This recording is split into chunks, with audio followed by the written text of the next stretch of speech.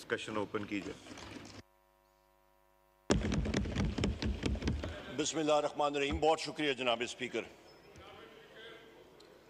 जनाब स्पीकर, आपकी तवज्जो भी चाहूँगा और आपका शुक्रिया भी अदा करूँगा कि यहाँ पे इस हाउस में रब्बुल इज़्ज़त के बाद अल्हम्दुलिल्लाह मेरे महबूब कायद वज़ीर आज़म इमरान खान साहब ने मुझ नाचीज़ को यहाँ पे बैसियत अपने पार्टी के ज़रिए, अपने अपोजिशन बेंचेस के ज़रिए यहाँ पे नॉमिनेट किया as the leader of the opposition.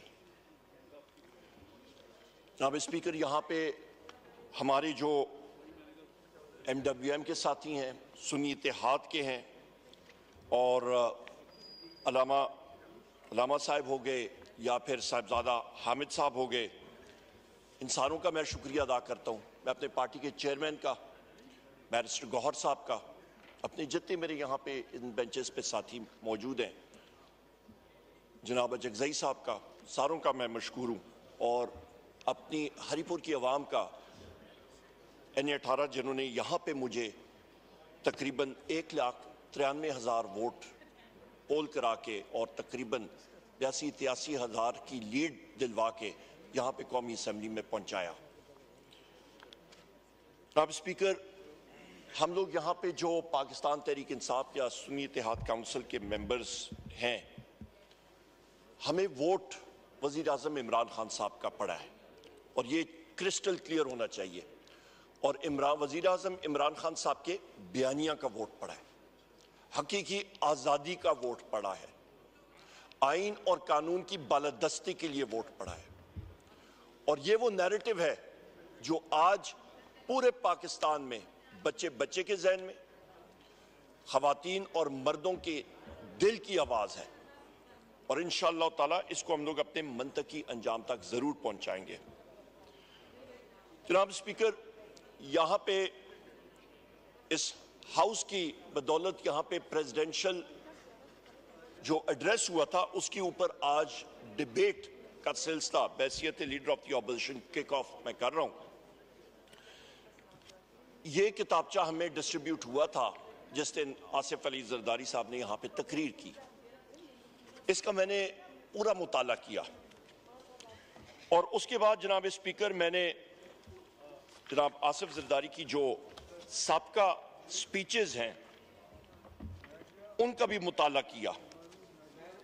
ये 2008 की, 2009 की, 2010 की और बाकी सारी 2011 की, जब तक उनका टेन्योर खत्म नहीं हुआ। अभी अलमिया ये जनाब स्पीकर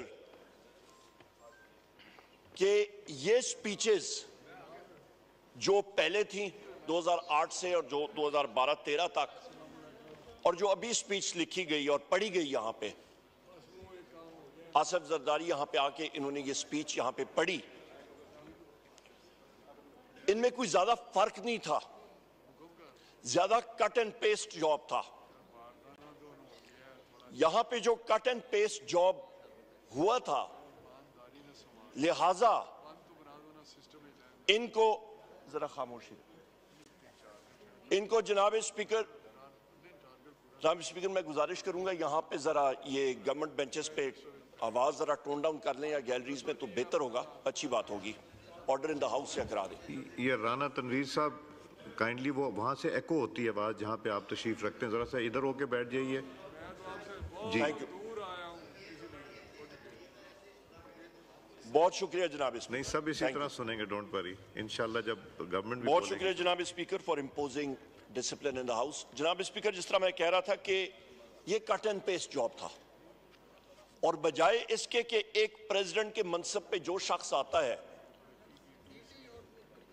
वो कोई ना कोई चीज सामने रखेगा इस हुकूमत के लिए, बिलखसूस उस दौरानिया में जिस वक्त पाकिस्तान पीपल्स पार्टी जो है उसने रिफ्यूज किया हुआ है कि वो इनके साथ हुकूमत में है भी और नहीं भी, ये भी एक अलमिया है।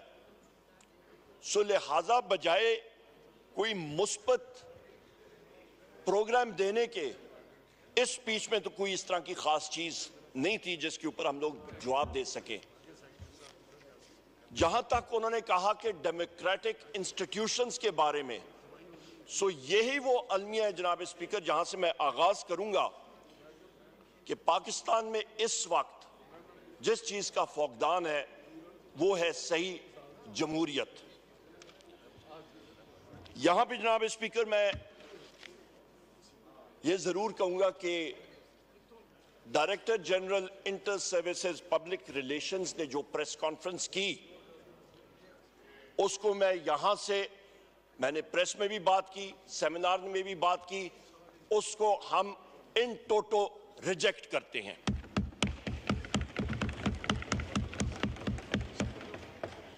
जनाब स्पीकर आपसे मैं गुजारिश करूंगा कि आप oath of an officer article 244 इस आइन की किताब का पेज नंबर 203 जरा मेरे साथ पढ़िएगा और देखिएगा। ये वो ओथ है जो कि हर एक कमीशन ऑफिसर नेवी का, एयरफोर्स का और पाक फौज का जिस वक्त वो कमीशन हासिल कर रहा होता है उनको ये लेना पड़ता है। और एकेडमी जूनियर अंडर ऑफिसर उसने झंडा पकड़ा होता है और वहां पे ये ओथ पढ़ा जाता है। मैं पढ़ के आपको सुना देता हूं। I do solemnly swear that I will bear the faith and allegiance to Pakistan and uphold the Constitution of the Islamic Republic of Pakistan, which embodies the will of the people, that I will not engage myself in any political activities whatsoever, and that I will honestly and faithfully serve Pakistan in the Pakistan Army, Navy or Air Force as required by and under the law. May Allah Almighty help and guide me. Ameen. ये वो oath है जो DGISPR ने press conference की जनाब speaker, वो एक political press conference थी। और यहां पे ये अंग्रेजी में जिसको कनंड्रम कहते हैं, एक अलमिया आ जाता है। ये एक चीज प्रूव करता है कि उनके बयानिए में ही बाइपोलर डिसऑर्डर है। उनका बयानिया खुद ही कंफ्यूजन का शिकार है और वो इंटरफियर कर रहे हैं पॉलिटिकल रेल्म में, जो सिर्फ और सिर्फ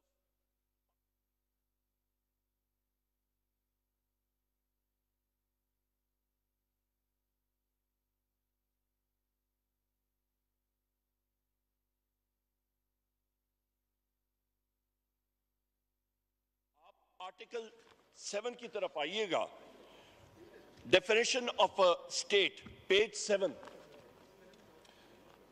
ये इसी कॉन्स्टिट्यूशन की किताब में है। In this part, unless the context otherwise requires, the state यानी कि रियासत means the federal government, Majlis Shura parliament जहां पे हम लोग खड़े हैं और senate, a provincial government, a provincial assembly and such local or other authorities in Pakistan as are by law empowered to impose any tax or cess। यानी कि जनाब स्पीकर, जो आइन इस पे जो रियासत की डेफिनेशन है वो इदारा है कौमी असेंबली, मरकजी हुकूमत, सूबाई हुकूमत, सूबाई असेंबलीज, टीएमए आपकी तहसील, म्यूनिसिपल एडमिनिस्ट्रेशन आपकी, या टाउन कमेटी जो आप पे टैक्स इंपोज कर सकती है वो रियासत है। पर जो सिक्योरिटी इदारे हैं जनाब स्पीकर, वो रियासत नहीं है, वो रियासत के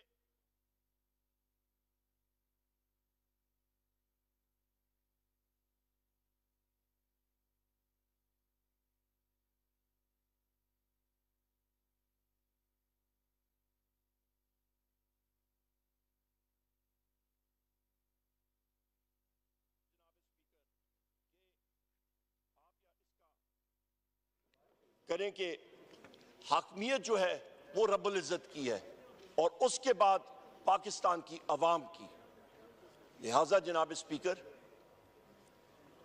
जो सिक्योरिटी इदारे हैं वो पॉलिटिक्स में इंडल्ज नहीं कर सकते एज पर दिस कॉन्स्टिट्यूशन। और उनकी ये प्रेस कॉन्फ्रेंस होनी ही नहीं चाहिए थी।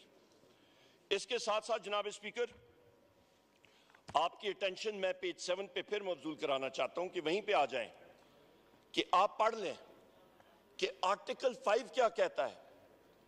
आर्टिकल 5 इसी आइन का कहता है, loyalty to the state is the basic duty of every citizen.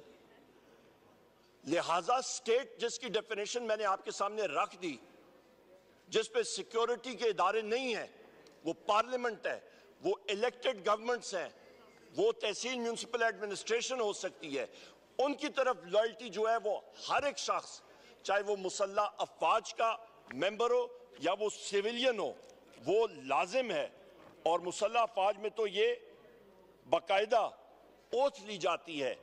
सो लिहाजा जनाब स्पीकर, इस पे कोई इस चीज को, इस रेड लाइन को या क्रॉस करे तो next article, the famous article 6 उस पे नाफिज होता है जनाब स्पीकर, जो हाई ट्रीजन का होता है। सो लिहाजा यहां पे बड़ी क्लैरिटी होनी चाहिए। और आर्टिकल 6 भी आप यहां पढ़ लें, any person who abrogates or subverts or suspends or holds in abeyance or attempts or conspires or abrogate or subvert or suspend or hold in abeyance the Constitution by use of force or show of force or by any other unconstitutional means shall be guilty of high treason. आइन वाज़े है जनाब speaker, constitutional limits सारे इदारों की, चाहे वो judiciary हो, चाहे वो आपकी गवर्नमेंट हो, चाहे जो इदारा हो, उसकी लिमिट्स क्लियरली डिफाइंड है। और इस फ्लोर ऑफ द हाउस से मैं यही कहूंगा कि हर एक इदारा पाकिस्तान की बका के लिए, पाकिस्तान की सालमियत के लिए अपनी लिमिट्स के अंदर काम करे तो पाकिस्तान इंशाअल्लाह ताला तरक्की करेगा। जनाब स्पीकर, यहां पे मैं इस बात पे भी आऊंगा कि आप जिस वक्त बात करते हैं आइन की और फ्रीडम ऑफ स्पीच की, तो आइन का आर्टिकल 19 भी पढ़ लें। यहां पे क्लियर कट लिखा हुआ है फ्रीडम ऑफ स्पीच, जो पाकिस्तान में आजकल जनाब स्पीकर बहुत शॉर्ट सप्लाई में है। यहां पे फ्रीडम ऑफ स्पीच नामी कोई चीज कम होती जा रही है। ट्विटर या एक्स, उसको सस्पेंड किया गया है। हमारे ये मीडिया के हजरात ऊपर देखें, ये बात नहीं कर सकते हैं। इंटेलिजेंस एजेंसीज का रोजाना इनको इंस्ट्रक्शंस आ रही होती हैं, और मुझे पूरा यकीन है जो इस वक्त मैं ये स्पीच कर रहा हूं, यहां पे ये स्पीच वहां पे या उस पे ब्रेक्स आ रही होंगी या कमर्शियल ब्रेक्स में जा रही होंगी या टेलीकास्ट ही नहीं हो रही होगी। ये हमें मालूम है, क्योंकि पाकिस्तान में इस वक्त, मैं पहले भी कहता हूं, आप लाइव जा रहे हैं जनाब स्पीकर, यहाँ पे तो हो रहा है पर वहां पे मुश्किल होता है, यहाँ पे ये नहीं होता। आर्टिकल 19 जरा पूरा पढ़िएगा।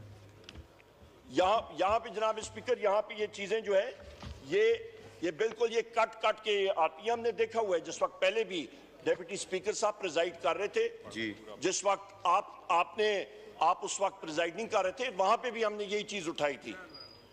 जनाब स्पीकर, यहां पे हमने हमेशा से ये डिमांड किया है कि आपने, पीटीआई ने टाइम एंड अगेन बात की है कि 9 मई के हवाले से एक इंडिपेंडेंट जुडिशल कमीशन बनना चाहिए और जिसको एक्सेस होनी चाहिए तमाम सीसीटीवी फुटेजेस की।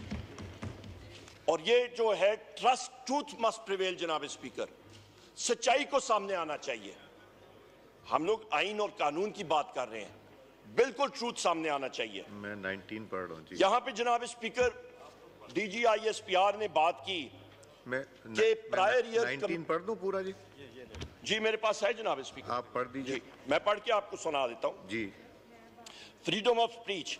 Every citizen shall have the right of freedom of speech and expression, and there shall be freedom of the press, subject to any reasonable restrictions. मुझे मालूम है आप जिस बात पे बात करें, imposed by law in the interest of the glory of Islam or the integrity, security or defense of Pakistan or any part thereof, friendly relations with foreign states, public order, decency, morality, or in relation to contempt of court, commission of incitement to any offense.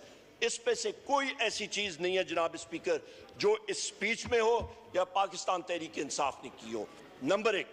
Number दो, जनाब speaker, आपको मैं clear cut ये बता दूं कि यहां पे जब DGI-SPR ने कहा कि प्रायर ईयर्स की कमीशंस होने चाहिए, तो बहुत अच्छी बात है जनाब स्पीकर।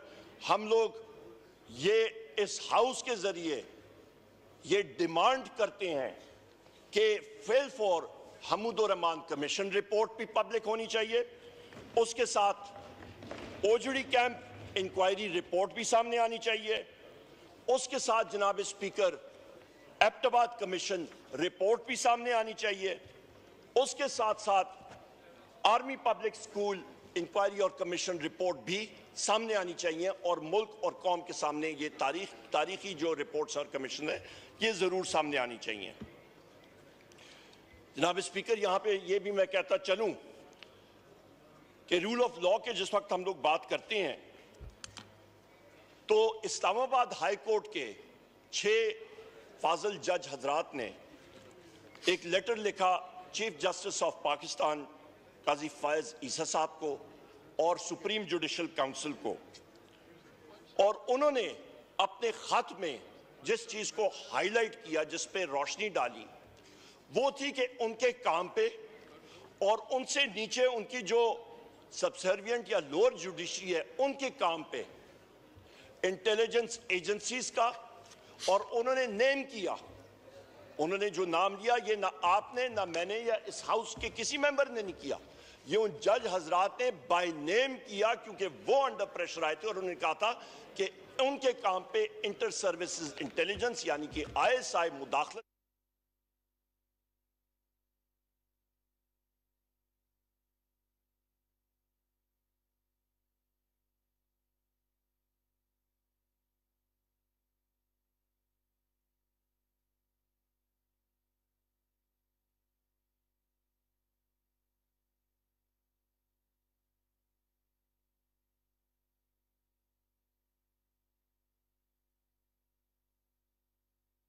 तहरीक इंसाफ के वजीर आजम इमरान खान साहब के, बुशरा बीबी के, मखदूम शाह महमूद कुरैशी साहब के, चौधरी परवेज इलाही साहब के, हमारे मिलिट्री कोर्ट्स के जो साथी हैं,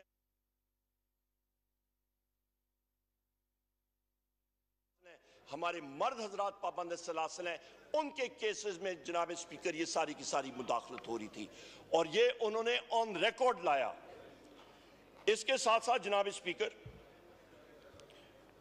ये पॉइंट बड़ा अहम है समझना कि जब एक मुल्क में रूल ऑफ लॉ नहीं होता तो ये आप देख लें, इंटरनेशनल फाइनेंस की किसी भी टेक्स्ट बुक में आप कोई कोर्स इंटरनेशनल फाइनेंस का उठा के देखें, इंटरनेशनल लॉ का पहले चैप्टर का पहला सेंटेंस ही यहां पे होता है कि जिस मुल्क में रूल ऑफ लॉ वहां पे फॉरेन डायरेक्ट इन्वेस्टमेंट यानी कि बाहर से सरमायाकारी नहीं आती।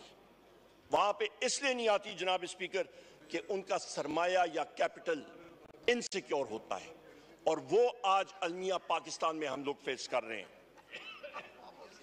उन एग्रीमेंट्स में जो बाहर के मुल्क करते हैं जनाब स्पीकर किसी भी कंपनी के साथ पाकिस्तान में, वहां पे सबसे अहम चीज उस आर्बिट्रेशन क्लॉज जब आती है तो आर्बिट्रेशन क्लॉज में आप खुद बिजनेस कर चुके हैं और करते हैं जनाब स्पीकर, आपको मालूम है कि आर्बिट्रेशन क्लॉज में एक क्लॉज आता है कि आपने इन केस ऑफ डिस्प्यूट कि कोई तनाजा आता है तो कौन से मुल्क के आप कोर्ट में जाके आर्बिट्रेशन करेंगे, और जब वहां पे लिखा जाता है कि पाकिस्तान की अदालतों में तो मल्टीनेशनल कॉरपोरेशंस सलाम करके तो चली जाती हैं, वो कहते हैं हमें मंजूर ही नहीं। वो इंग्लैंड या न्यूयॉर्क या दुनिया के किसी और कोर्ट को मंजूर कर लेती हैं, पाकिस्तान को नहीं करती जनाब स्पीकर। उसकी वजह यह है कि आज जो हमारी अदलिया में खुलम खुला जो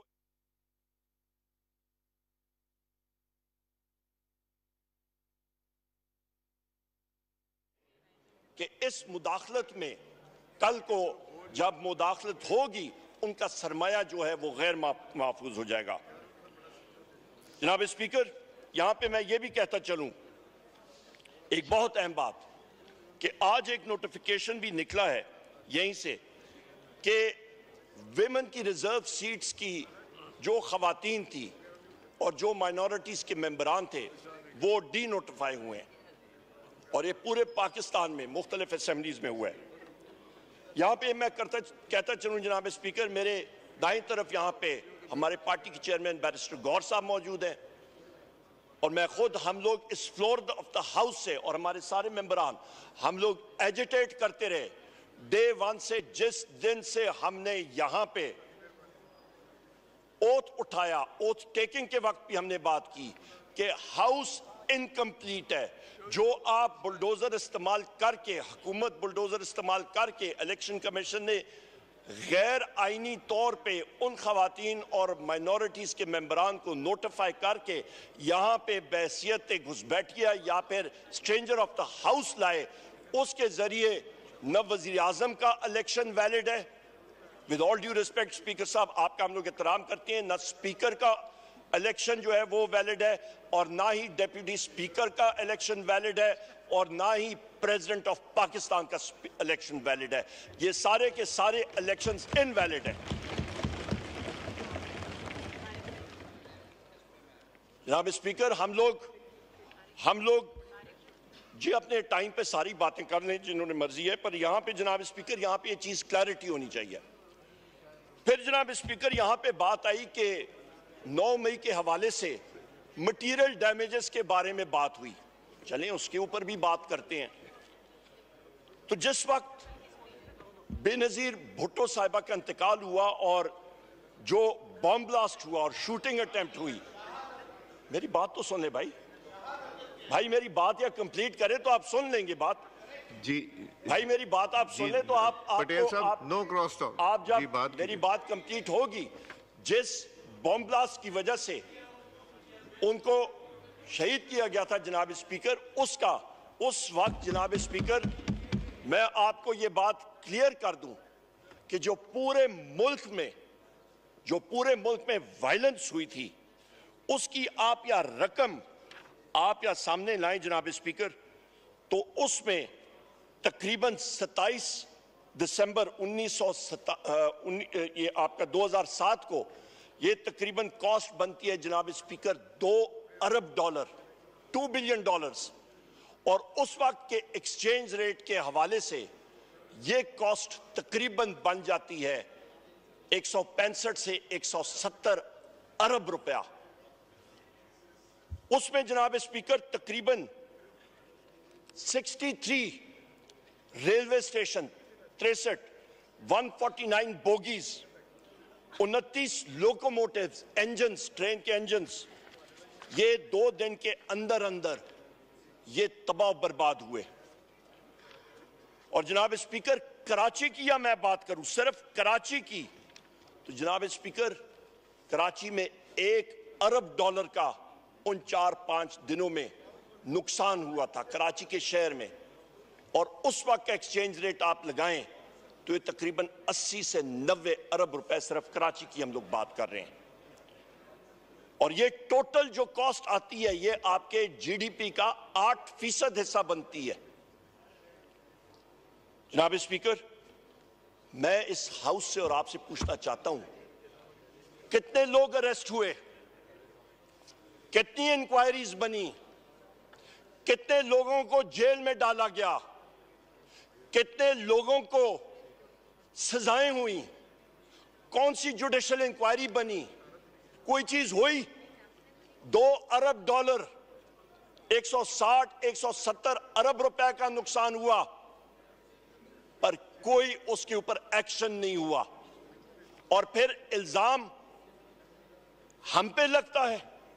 यहां पे तो जनाब स्पीकर, इसमें भी मैं आता हूं, पेरिस में जहां पे जमहूरियत, वहां पे कहते हैं हम लोग जमहूरी मुल्क है, वहां पे 8 जुलाई 2023 को वहां पे राइट्स हुए, दंगा फसाद हुआ।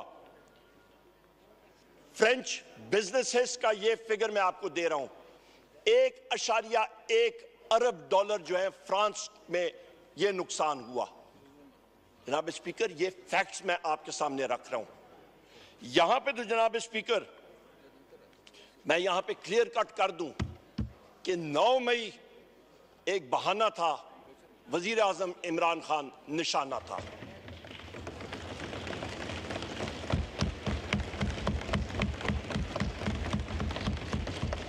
यहां पे जनाब स्पीकर, ये एक प्री प्लान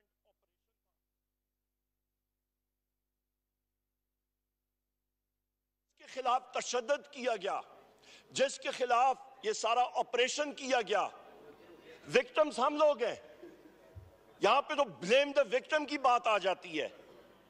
सेक्रेटरी इंटीरियर को बुलाया गया और उससे पूछा गया, जुडिशियल कॉम्प्लेक्स में सीसीटीवी कैमरास गायब हो गए, उससे पूछा गया, एविडेंस मुख्तलिफ जगहों का गायब हो गया।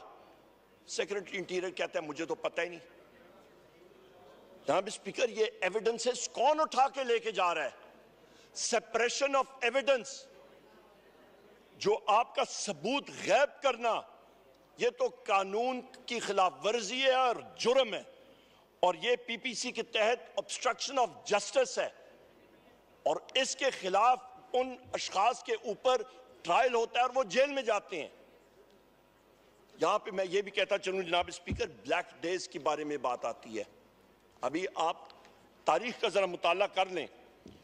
11 मार्च 1971, इस दिन उस वक्त के सदर जनाब जनरल याहिया साहब जाके मिले शेख मुजीबुर रहमान साहब से, और इसलिए मिले कि कौमी असेंबली की सेशन का डेट फिक्स करने।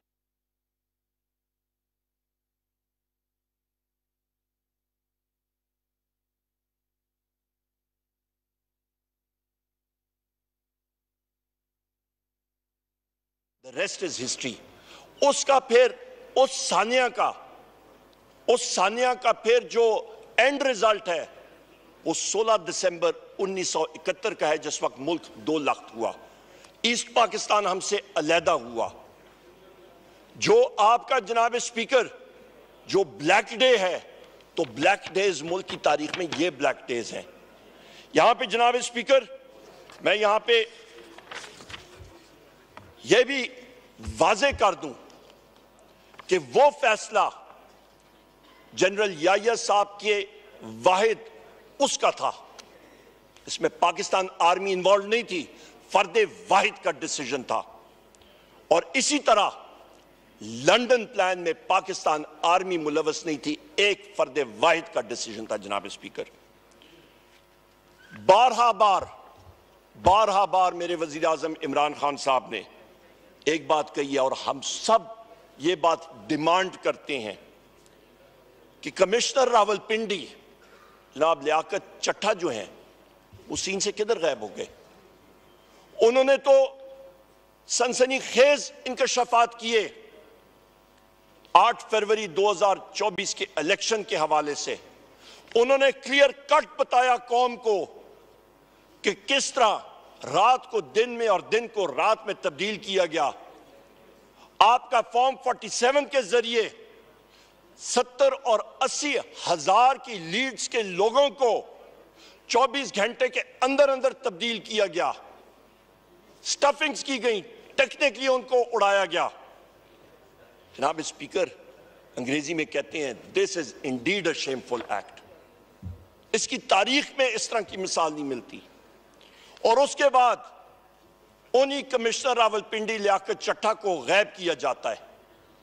4-5 दिन वो कहीं पे चिल्ला काटते हैं, हिमालय या हिंदू कुश की पहाड़ियों की चोटी पे, शायद केटू की चोटी में गए होंगे। सर्दियों का मौसम था, 4 दिन केटू की चोटी पे वो या नंगा पर्वत की चोटी पे वो चिल्ला काट के जिस वक्त वापस आए तो माशाल्लाह उनका सॉफ्टवेयर अपडेट हो चुका था। ये एक अलमिया है जनाब स्पीकर, जो हमारी तारीख का एक बहुत बड़ा स्याह बाब है। जनाब स्पीकर, रावलपिंडी कमिश्नर लियाकत चट्टा को फिलफोर एक कमीशन के सामने बुलाया जाए। एक इंडिपेंडेंट कमीशन आपके 8 फरवरी के इलेक्शन के ऊपर जुडिशल कमीशन बनना चाहिए, और दूध का दूध और पानी का पानी होना चाहिए, जिसकी वजह से यहां पे 94 नहीं इंशाअल्लाह ताला 180 मेंबरान पाकिस्तान तहरीक इंसाफ के होंगे।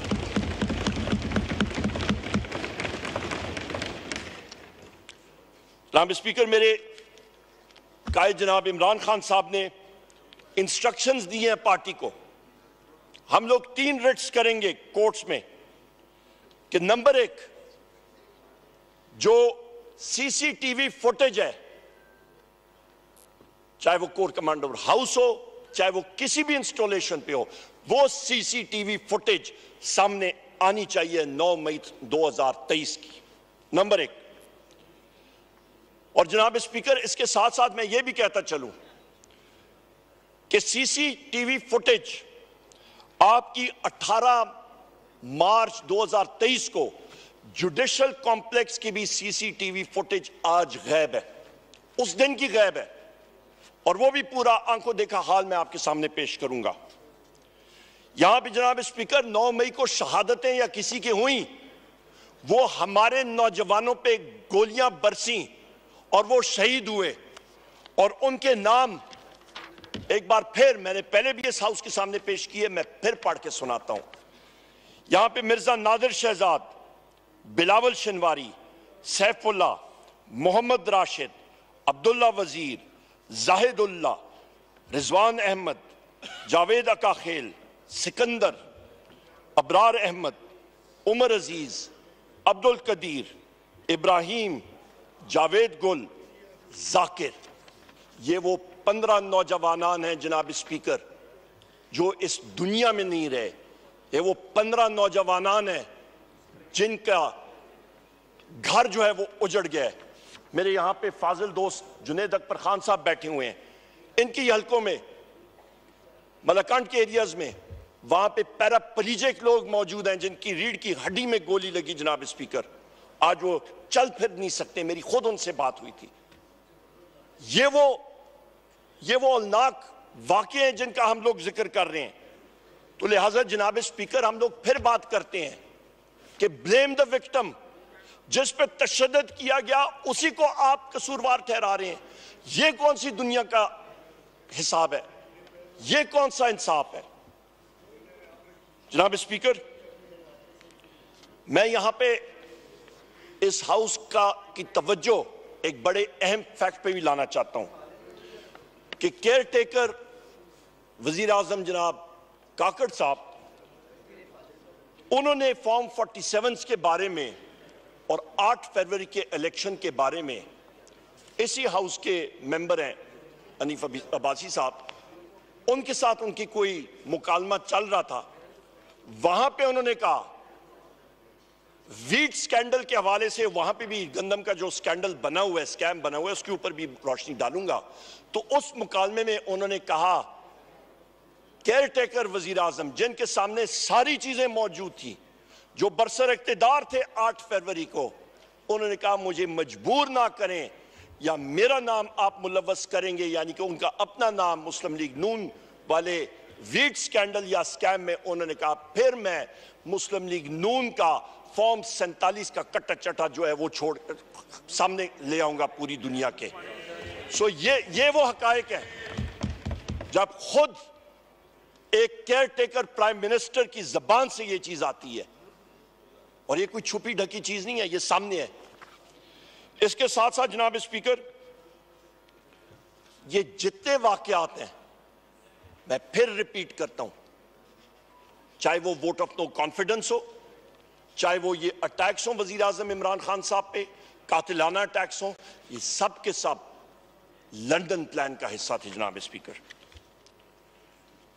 जनाब स्पीकर, मैं यहां पे फिर आपकी और हाउस की याद जरा ताजा करना चाहता हूं कि 16 मार्च 2023 जिस वक्त वजीर आजम इमरान खान साहब के घर पे एसएसपी ऑपरेशंस शहजाद बुखारी जो हैं वो वारंट लेके आते हैं, मैं भी वहां पे मौजूद था इत्तेफाक से, और जनाब जैन कुरैशी साहब के मोहतरम वालिद साहब मखदूम शाह महमूद कुरैशी साहब भी, हम लोग वजीर आजम इमरान खान साहब के ड्राइंग रूम में खड़े थे।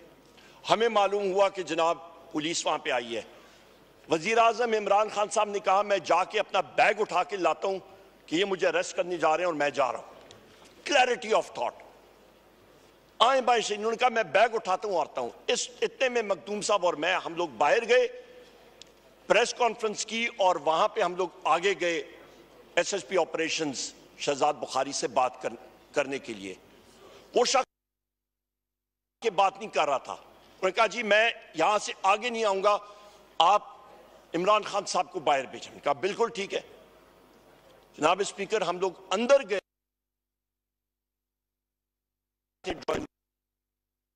टीयर गैस का सीधा उनकी लॉन में, बगैर किसी प्रोवोकेशन के, बगैर किसी वजह के, कोई बदअमनी नहीं थी।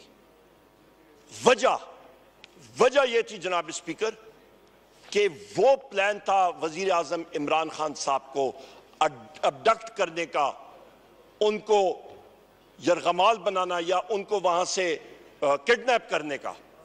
अबडक्शन प्लान था सारे का सारा। उसके बाद जनाब स्पीकर, वजीर आजम इमरान खान साहब के घर में अगले दिनों में पुलिस अंदर आती है। वजीर आजम साहब घर में नहीं है, वो जेल में है, और उनके घर में उनके बेडरूम का दरवाजा तोड़ती है। उनकी बापर्दा एहलिया जो है वहां पे है, और उन्होंने जो तोड़ फोड़ की वहां पे, वो प्रेस में आपको याद होगा वो फोटोग्राफ्स, उनके बच्चों के फोटोग्राफ्स।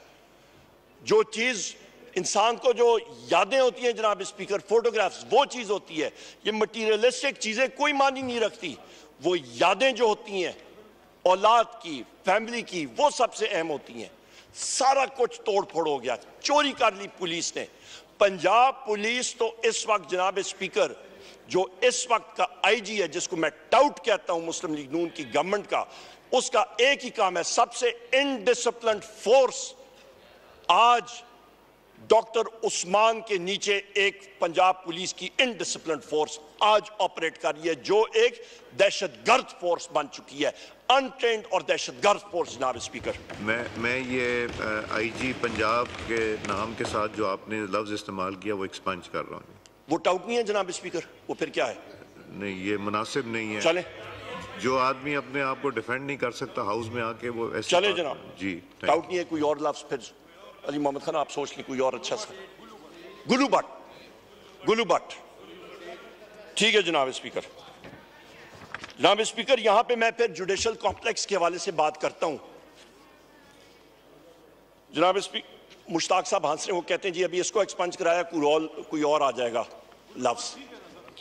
ठीक है जनाब स्पीकर, यहां पे मैं आपको जनाब स्पीकर याद कराता हूं, 18 मार्च 2023 को ही उस जुडिशल कॉम्प्लेक्स श्रीनगर हाईवे से जब आप G11 की तरफ मुड़ते हैं, सबसे आगे मेरी गाड़ी थी और मैं इंतजार कर रहा था। वजीर आजम इमरान खान साहब की गाड़ी मुझसे 150 मीटर पीछे थी और हम लोग वो कंटेनर्स के साथ थे, और हमने कहा जी उनकी गाड़ी हम लोग अंदर की तरफ करेंगे कि जुडिशल कॉम्प्लेक्स में बाहिफाजत चले जाएं।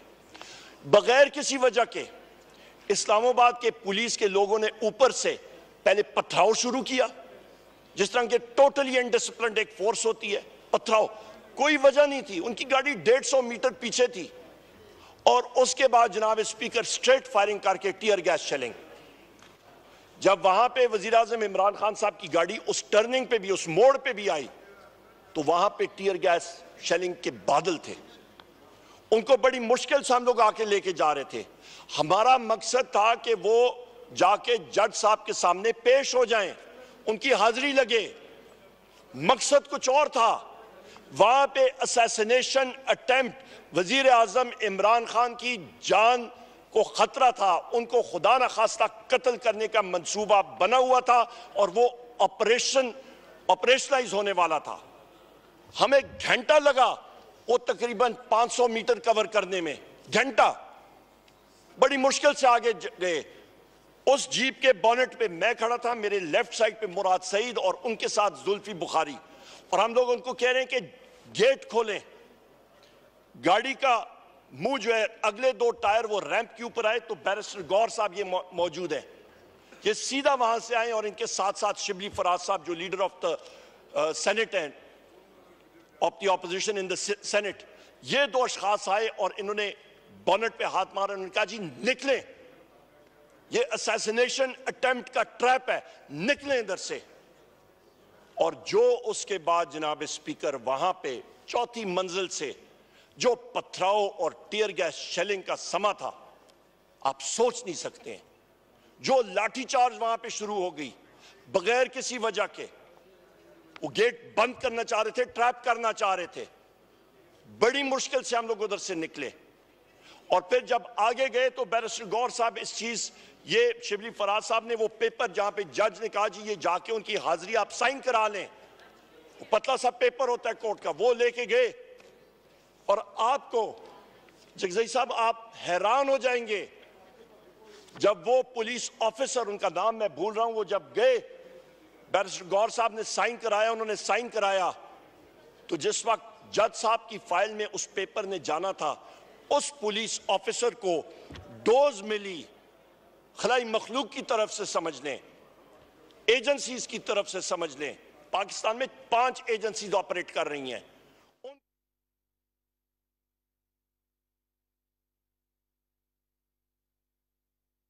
खा गया, निकल गया कागज, वो पुलिस ऑफिसर निकल गया एसएसपी। ये हालात है जनाब स्पीकर, ये फैक्ट्स आपको बता रहा हूं। इन हालात में जनाब स्पीकर, ये क्यों आपको मैं बता रहा हूं, ये रूल ऑफ लॉ जिस मुल्क में नहीं होगा तो कहां पे डेमोक्रेसी।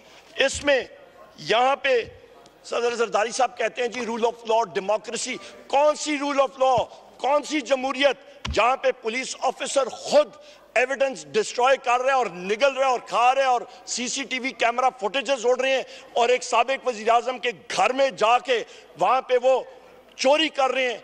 यहां पे शाहराम खान मौजूद होंगे, शाहराम खान के चचा के घर में वो अंदर जाके उन्होंने 6 घंटे बैठ के, उन्होंने वो हज पे गए हुए थे पिछले साल, कटर्स के साथ उन्होंने जनाब स्पीकर सेफ तोड़ा, उन्होंने सेफ से चीजें निकाली और गायब हो गए और उन पुलिस ऑफिसर्स के खिलाफ FIR लॉन्च है। ये हालात है जनाब स्पीकर।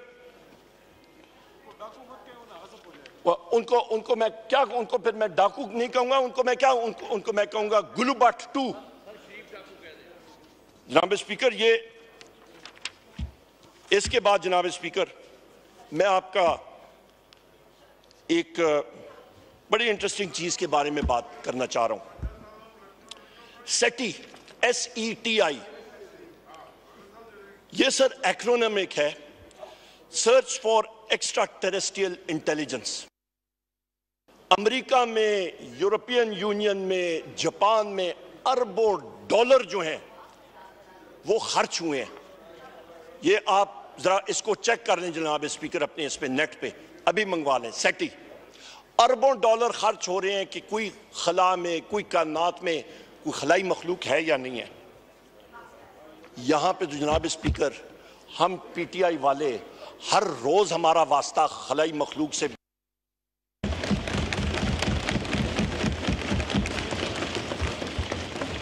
मसला एक है, वहां पे दुनिया में वो खलाई मखलूक को देखते हैं, उनकी उड़न तश्तरियों के खोज में लगे हुए हैं।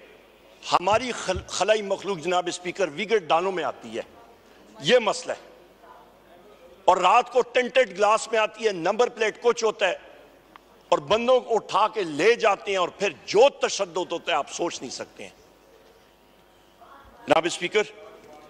यही वो एक्शंस हैं जिसके ऊपर हमारे इन बहादुर जज हजरात ने लिख के, इस्लामाबाद के जज हजरात ने, 6 जजेस ने लिख के सुप्रीम जुडिशल काउंसिल को भेजा है और जुडिशरी खड़ी हो गई है और हम उनको सलाम पेश करते हैं, उनकी बहादुरी को जनाब स्पीकर।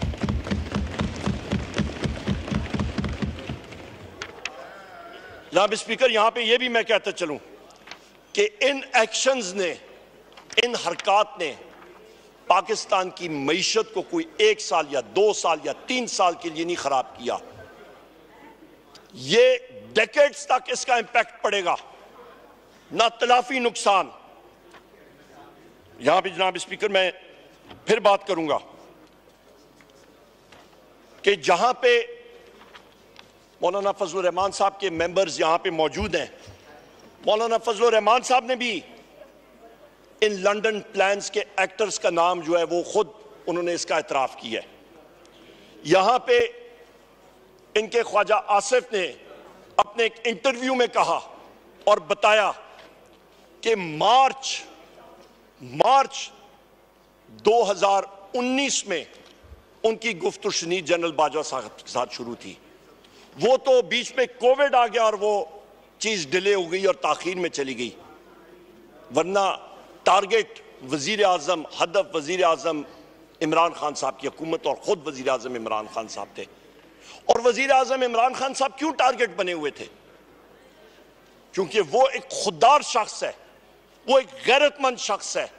वजीर आजम इमरान खान या बात करता है तो ला इलाहा इल्लल्लाहु मोहम्मद रसूलुल्लाह की बात करता है। वजीर आजम इमरान खान या बात करता है वो इय्याका नअबुदु व इय्याका नस्तईन की बात करता है। वजीर आजम इमरान खान या बात करता है जनाब स्पीकर तो वो खौफ के बुत तोड़ने की बात करता है। और हम लोग यहाँ पे जितने लोग हैं, हमने खौफ के बुत तोड़ के यहाँ पे आए हैं। यहाँ पे पीटीआई के लोग जो हम लोग यहाँ पे आए हैं जनाब स्पीकर, हम लोग कुंदन बन के एक आग का दरिया अबूर करके आए हैं। और हम लोग इंशाअल्लाह ताला जमहूरियत के लिए और आइन और कानून के लिए आखिरी दम तक हम लोग कोशा रहेंगे जनाब स्पीकर।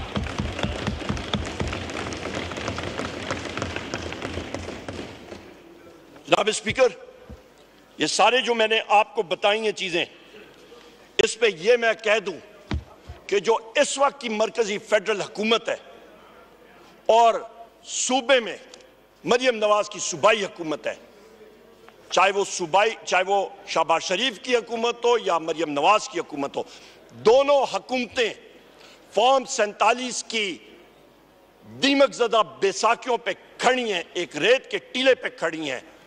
इनका कोई लीगल फ्रेमवर्क में इनकी हैसियत ही नहीं है और ये फैशिस्ट रिजीम्स हैं दोनों की दोनों।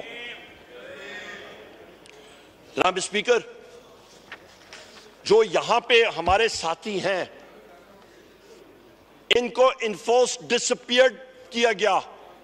बहुत सारे लोग कई दिन का चिल्ला काट के आए, जेलों में डाला गया।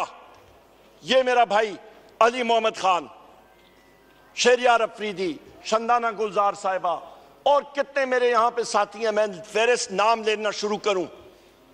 जनाब स्पीकर, ये आग का दरिया अबूर करके जेलों से निकल के आए। हम सब के सब कोई किधर दर बदर फिर रहा। जनाब स्पीकर, यहां पे मैं आपको बताऊं कि तकरीबन एक हमारे सीनियर पार्लियामेंटेरियन थे, रात को 12:30 बजे मुझे कॉल आती है और दूसरे एंड पे उस पार्लियामेंटेरियन के फोन पे जनाब स्पीकर उनके घर में खलाई मखलूक वाले पहुंचे हुए थे, पंजाब पुलिस वाले पहुंचे हुए थे। उसके 26-27 साल बेटे को वो मार रहे हैं, धड़ाधड़ मार रहे हैं। उसकी चीखें थी। उस सीनियर शख्स के उनकी वाइफ, उनकी एहलिया, उनकी बहू, वो कह रहे हैं बाबा खुदा का वास्ता है जो ये चाहते हैं कर दें। और वो कहते हैं उमर भाई मैं क्या करूं, मेरे बेटे की जिंदगी का मसला है। और फिर वो प्रेस कॉन्फ्रेंस और क्लिप। जनाब स्पीकर, ये कौन से रूल ऑफ लॉ की हम लोग बात कर रहे हैं? यहां पे ये वोट को इज्जत, इनको तो वोट को इज्जत देने, वो तो एक नारा था, एक ऐसे ही उन्होंने चुंगे में लगा दिया अली मोहम्मद खान। यहां पे जनाब स्पीकर, ये चीजें, ये हकायक जो हैं, ये पाकिस्तानी कौम को, पाकिस्तान के नौजवानों को कोई एक दहाई नहीं, 2 दहाई नहीं, ये 40-50 साल तक लोग ये चीजें याद रखेंगे। रेहाना डार साहिबा के साथ जो कुछ हुआ जनाब स्पीकर, उनको बालों से निचोड़ के घसीटा गया, उनके घर को तोड़ा गया, उनको घसीट के उनकी फैमिली को बाहर फेंक दिया गया, ताले लगा दिए गए। उस्मान डार के साथ क्या हुआ, उमर डार के साथ क्या हुआ, मैं कितने कितने नाम दूं। ये दिल खून के आंसू रो रहा है जनाब स्पीकर। हमारी तो एक दास्तान है जनाब स्पीकर। बिल्कुल, इबाद फारूक साहब का छोटा बेटा फौत हो गया जनाब स्पीकर। वो ये रंजिश बर्दाश्त नहीं कर सका, बेटे के जनाजे के लिए पीछे सिक्योरिटी वाले लोग खड़े थे, बेटे का जनाजा भी वो बेचारा नहीं पढ़ सका। ये हालात थे जनाब स्पीकर। जनाब स्पीकर, जिले शाह हमारा शहीद, उस बेचारे को एक मासूम रूह, उसके साथ बेदर्दी के साथ तशद्दुद करके उसको शहीद किया गया। ये वो हकायक हैं जनाब स्पीकर। अरशद शरीफ भाई हमारे जो हैं, बिल्कुल हमारे जितने साथी हैं जनाब स्पीकर, अरशद शरीफ भाई के साथ उनकी कमीशन रिपोर्ट, आज तक वो चीज सप्रेस्ड है।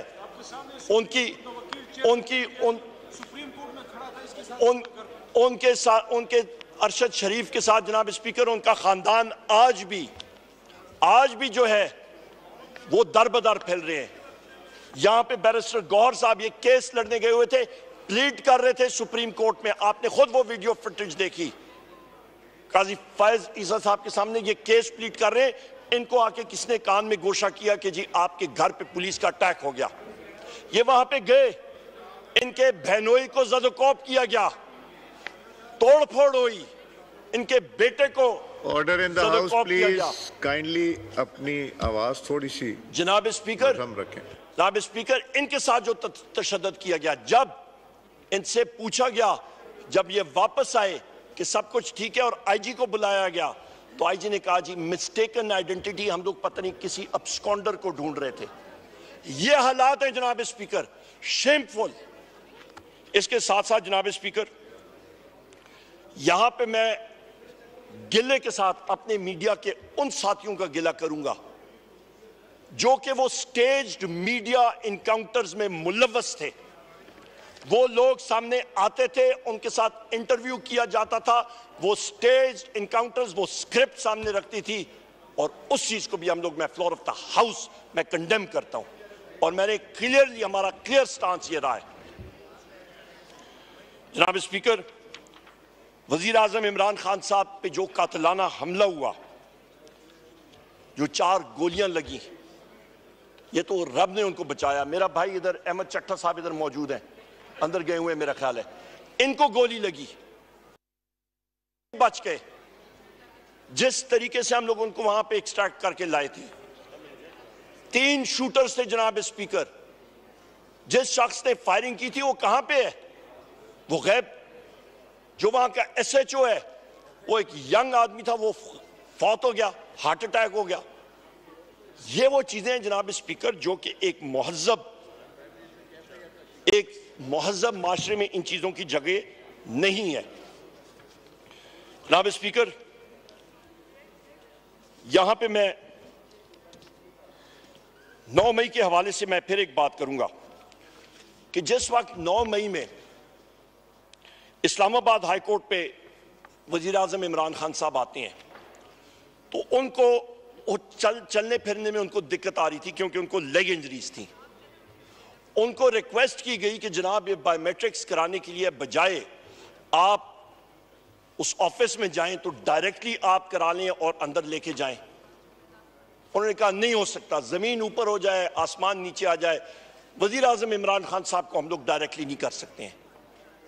और एक दूसरी तरफ एक शख्स आते हैं जनाब स्पीकर बाहर से, मुतअद्दिद केसेस उनके खिलाफ, कन्विक्टेड अब्सकॉन्डर, और जाके उनको वीआईपी ट्रीटमेंट के साथ लैपटॉप, कंप्यूटर और वो आपका बायोमेट्रिक मशीन का अंगूठा लगाने वाली मशीन, उस जगह पे वेटिंग लाउंज पे उनका वीवीआईपी प्रोटोकॉल करके उनको रुखसत किया जाता है। ये रूल ऑफ लॉ है? क्या ये आइन और कानून की बालादस्ती है? यहां पे कौन सा इन्वेस्टर आएगा जनाब स्पीकर? वो तो कहेंगे ये तो बनाना रिपब्लिक भी नहीं है, ये बनाना रिपब्लिक में कोई कायदा कानून तो होता है, ये पता नहीं क्या हो रहा है इस मुल्क में।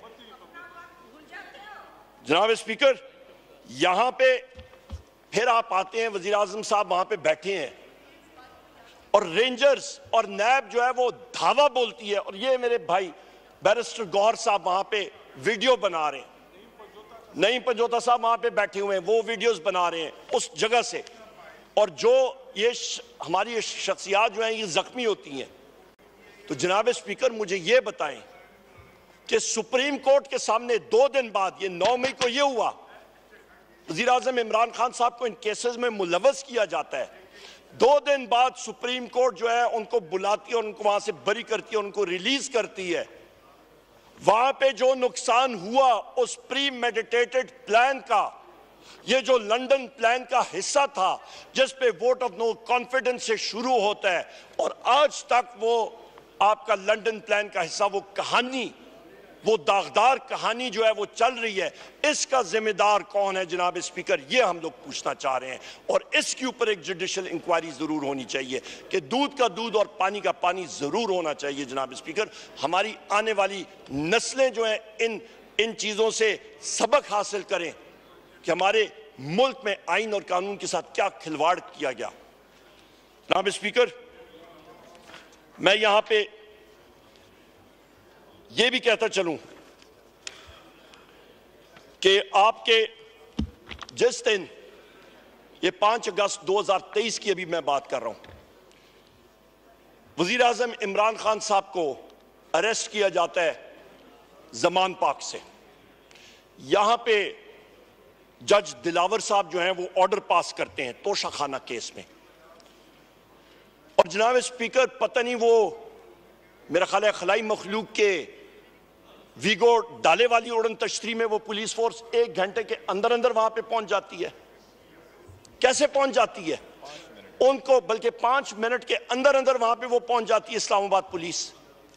इसका मतलब है कि उनको पहले से मालूम था कि वजीर आजम इमरान खान साहब को अरेस्ट करना है और पंजाब पुलिस भी उनके साथ नहीं थी, और वहीं पे अरेस्ट करके, अगवा करके, अबडक्ट करके वजीर आजम साहब को वहां से वो लेके जाते हैं।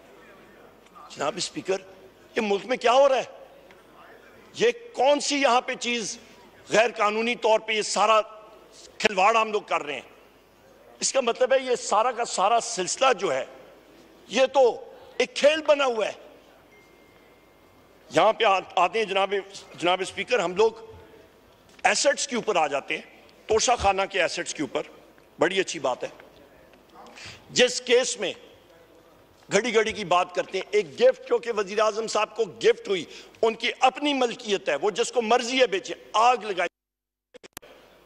यहां पे तो जनाब स्पीकर हम लोग यह देखते हैं तो मिस्टर नवाज शरीफ को एक मर्सिडीज कार जो है वो तोशाखाना से निकालते हैं 42 लाख रुपए की, 4.2 मिलियन की। जी तमीना बीबी तशरीफ रखें, और वो उसके लिए तमीना बीबी तशरीफ रखें, और वो तमीना बीबी तशरीफ रखें, 6 लाख तमीना बीबी तशरीफ रखें, 888 रुपए। तमीना बीबी तशरीफ रखें। जनाब स्पीकर, आई एम सॉरी, ये अनइंटरप्टेड होगी। जनाब speaker, I am sorry, leader of the opposition की स्पीच अनइंटरप्टेड होगी। ये 6,36,000 ये बैठ के सुनेंगे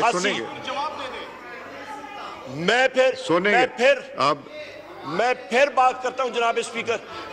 नवाज शरीफ ने 6,36,888 रुपए अदा करके गैर कानूनी तौर पे मर्सिडीज बेंज को हड़प कर लिया। एक प्याजे घड़ी 10,05,000 रुपए की ली, डेलेकोर वॉच घड़ी 32 लाख रुपए की ली, एक चुपार्ड वॉच वो गायब हो गई, कई सोने की और आपके पर्ल के नेकलेसेस जो हैं वहां से लिए गए, डायमंड्स के कफलिंग्स जो हैं वो लिए गए, अंगूठियां सोने की ली गई तोशाखाने से। और जनाबे वाला ये रिकॉर्ड का हिस्सा है, आप तोशाखाना का रिकॉर्ड मंगवा लें, मैं एग्जैक्ट डेट आपको बताता हूं। 13 फरवरी 2016 को 16.25 मिलियन यानी कि 1,62,50,000 रुपए की गिफ्ट्स सिर्फ 32,88,000 रुपए दे के वो ले रहे हैं। जनाब स्पीकर, जेल में इन साहिबान को नहीं होना चाहिए, या फिर आपके मौजूदा तौर पे प्लेटलेट्स जो हैं वो गायब हो जाते हैं, नीचे चले जाते हैं, और जिस वक्त कुर्सी संभालने का टाइम आ जाता है तो फिर प्लेटलेट्स भी ठीक हो जाते हैं, फिर हरियाली भी आ जाती है, फिर सब कुछ ठीक हो जाता है। पर मसला ये है कि वजारत उज़्मा की कुर्सी पे भाईबाजी ले जाता है, वो बेचारे साइड पे रह जाते हैं, ये मसला है। जनाब स्पीकर, इस पे एक और चीज मैं भूल गया। यहां पे फ्रूट खाने वाले मतलब शौकीन होंगे, वो तोशा खाने में अनानास, पाइनएप्पल, वो पाइनएप्पल भी आए, वो भी गायब हो गए, वो भी गायब हो गए वहां। जनाब स्पीकर, यहां पे मैं ये कहता चलूं कि इस वक्त पंजाब पुलिस, जिसको मैं बार बार कहता हूं कि वो एक गुलूबट डॉक्टर उस्मान की सरबराही में वो फोर्स ऑपरेट कर रही है। वो फोर्स जनाब स्पीकर, उसने पंगा अपने से जरा ज्यादा ऊपर ले लिया था भावल नगर में। वो जो पंगा उसने लिया और उन पे फिर वो डड्डू परेड कराई गई और कंबल परेड हुई और उल्टी कलाबाजियां खानी पड़ी, तो उस पे जब वो डड्डू परेड और कंबल परेड के बाद जब उनके होश, तो फिर गुलूबट डॉक्टर उस्मान को होश आई और उसने कहा कि मेरी पुलिस फोर्स ने गलत काम की है। उसने बगैर वारंट के जाके एक सिपाही के घर में रेड किया है। स्पीकर, ये अनवर ताज साहब के 86 साहब के वालिद साहब को उन्होंने जाके उनको नहीं छोड़ा, जाके उनके घर में जाके रेड किया, दीवारें फ्लांग के। ये सारे मेरे साथी पढ़े हैं जितने हैं। तो हमारे घरों में जब पंजाब पुलिस आती रही है तो वो क्या ये अरेस्ट वारंट फ्रेम करके और फूलों का गुलदस्ता और केक हमारे पास लेते आए हैं कि जनाब हम लोग आपके घर में आके ये पेश करना चाहते हैं? वो क्या था? इसका मतलब यह है जनाब स्पीकर कि जो फोर्स एक सुपीरियर फोर्स हो, वो पंजाब पुलिस उसके हत्थे लगे, उनका डड्डू परेड हो, उनका कंबल परेड हो, तो पंजाब पुलिस तीर की तरह सीधा होगी और उसके बाद वो कानून भी याद करेगी, वो आइन भी याद करेगी, वो तौबा भी करेगी, वो मुर्गा भी बनेगी, उनका एसएचओ भी उल्टा सलूट करेगा, उसका एसएचओ पंजाब पुलिस का उल्टी कलाबाजी मार के सलूट करके जमीन पे आएगा। तो इसका मतलब है जनाब स्पीकर, यहां पे रूल ऑफ लॉ नहीं है, यहां पे जंगल का कानून है। और यहां पे मैं ये भी कहता चलूं जनाब स्पीकर,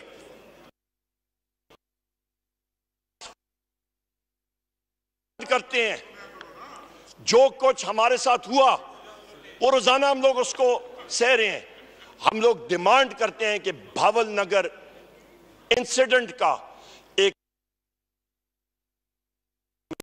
एक जुडिशियल इंक्वायरी होनी चाहिए, क्योंकि जिस वक्त सिक्योरिटी फोर्सेस का डिसिप्लिन ब्रीच होता है वो मुल्क के लिए ठीक नहीं होता।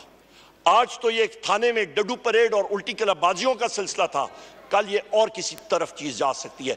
इसका सदबाब अभी करें, फिलफौर करें, जुडिशियल इंक्वायरी के जरिए करें, और जो लोग दोनों अतराफ पे जो लोग जिम्मेदारान हैं उनका कोर्ट मार्शल भी होना चाहिए और उनके खिलाफ एक्शन भी लिया जाना चाहिए। जनाब स्पीकर, यहां पे मैं बात करूंगा कि यही फैशिस्ट पंजाब हुकूमत जो है, फैशिस्ट पंजाब हुकूमत, ये पाकिस्तान तहरीक इंसाफ को तो बिल्कुल एलर्जी है इनको। ये पिछले दिनों 2 दिन पहले मैंने बैसियत सेक्रेटरी जनरल और अपोजिशन लीडर गुजर खान में एक घर के अंदर एक दफ्तर का इफ्तिताह करना था तहरीक इंसाफ के।